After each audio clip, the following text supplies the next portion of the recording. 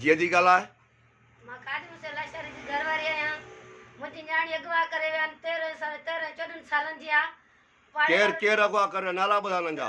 लाशारी ऐं लियाकत लाशारी, उनजो पुटु सरमद लाशारी। मुंहिंजी न्याणी खे अगवा करे 12-13 सालनि जी आहे।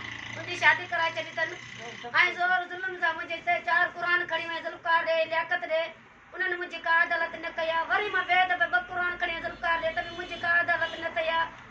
ऐं मां बिरादर ॾे बि क़ुर खणी वई आहियां, उते मुंहिंजी अदालत कराए 5-6 दफ़ा बिरादर मूंसां गॾु हली आहे। उन्हनि खे चिड़ी चुप जवाबु ॾिनो आहे ऐं उन्हनि चयो त साईं ॾे बि क़ुर खणी, फज़ल साईं ॾे ऐं जुगनू साईं ॾे, उन्हनि खे बि जवाबु ॾेई छॾियो। कंहिं वॾेरे वटि नथा हलनि, कंहिं तो फ़ैसिलो नथा वारनि। मुंहिंजी न्याणी कची वई आहे, मूंसां ज़ुल्म थियो आहे, मूंसां कार थियो आहे। वॾेरे ज़ुल्मकार ऐं लियाकत जो पुटु सरमद मुंहिंजो बचो खणी विया आहिनि। 13 सालनि जी मुंहिंजी शादी कराए छॾी अथनि। तुंहिंजी न्याणी माना तुंहिंजी नंढी 13 सालनि जी आहे? 13 सालनि जी मुंहिंजी न्याणी जीत हुई, ना ई पढ़ंदी हुई, मुंहिंजी न्याणी खे खणी अगवा करे विया आहिनि। हाणे मस्जिद ते क़ुर लोॾियां थी ॾ मुंहिंजे कोई अदालत न अथई आहे। हाणे मोहम्मद कबीर मां क़ुर खणंदसि, शक्कड़ शहर में क़ुर खणी विद्या कराए। मां ज़ुल्फ़कार लाशारी जे घर क़ुर रखंदसि, लियाकत लाशारी जे घर क़ुर रखंदसि ऐं राणीपुर मां बि क़ुर खणी ईंदसि। मुंहिंजी का अदालत न अथई आहे। ख़ुदा जे वास्ते मुंहिंजी का कोर्ट बि अदालत न कई आहे। हाणे तव्हांखे अपील कयां थी त मुंहिंजो मोहम्मद कबीर मां क़ुर खणी मुंहिंजी तव्हां विडियो भरियो ऐं मुंहिंजे को अदालत कयो। मुंहिंजो को वॾेरो अदालत कोन थो करे, न को बिरादर खे मञे, न क़ुरनि खे था मञनि।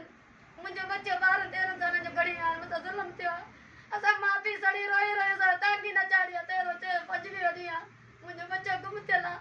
क़ुर जे वास्ते मुंहिंजी केरु मदद नथो करे।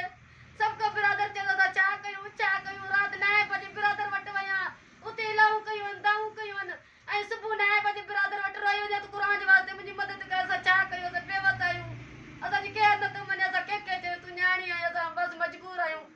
हाणे मां फज़ल साईं ॾे क़ुर शाम खणी वेंदुसि, जुगनू साईं ॾे वरी 3 दफ़े क़ुर खणी वेंदुसि। मुंहिंजी अदालत कयो क़ुर जे वास्ते, पंहिंजे बचनि जे वास्ते। ज़ुल्फ़कार खे एहसास थिए क़ुर जे वास्ते न्याणी रोए थी, रड़े थी। मस्जिद में 3 बजे सुती पई आहियां, मां अलाहूं कयां थी, मुंहिंजी का अदालत न अथई आहे। लियाकत ॾिसी त मोटी हलिया था वञनि, मूंखे रोईंदो ॾिसी भॼी था वञनि। क़ुर जे वास्ते क़ुर जी मां बि मुंहिंजी मदद कई वञे। मां बेवसी में लाचार इहो क़दम खणी हिते रिपोर्ट लाइण आहियां।